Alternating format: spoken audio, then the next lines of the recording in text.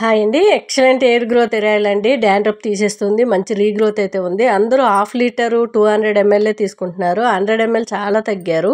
ఇవన్నీ కూడా half litre bottles అండి.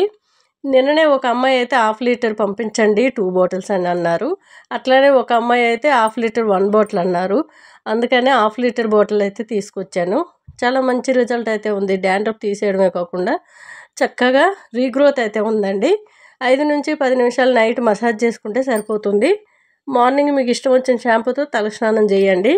డైలీ ఆయిల్ మసాజ్ అనేది ప్రతిరోజు పెట్టుకొని తలస్నానం చేస్తే మంచి రీగ్రోత్ అనేది కనిపిస్తుందండి. ఈ హాఫ్ లీటర్ బాటిల్ ఎక్కువ శాతం అయితే అడుగుతున్నారనే నేను తీసుకొచ్చాను.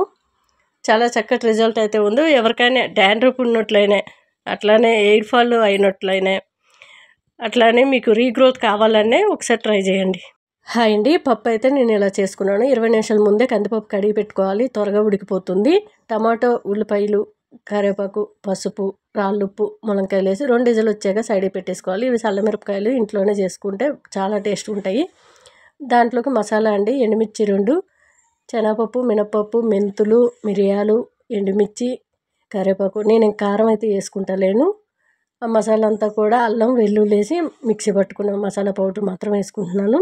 చాలా టేస్ట్గా ఉంటుంది. సింపుల్గా ఈజీగా చేసుకోవచ్చు. టేస్ట్ అయితే అద్దరిపోతుందండి. ఆ ములంకాయలన్నీ తీసేసి కవ్వం కొట్టుకొని మళ్ళీ వేసేసుకొని ఆ మసాలా కూడా వేసి పోపు అయితే వేసుకుందాము. ఇవి మిరపకాయలు, ఊర మిరపకాయలు అంటారు, చల్ల మిరపకాయలు అంటారు, చాలా టేస్ట్గా ఉంటాయి.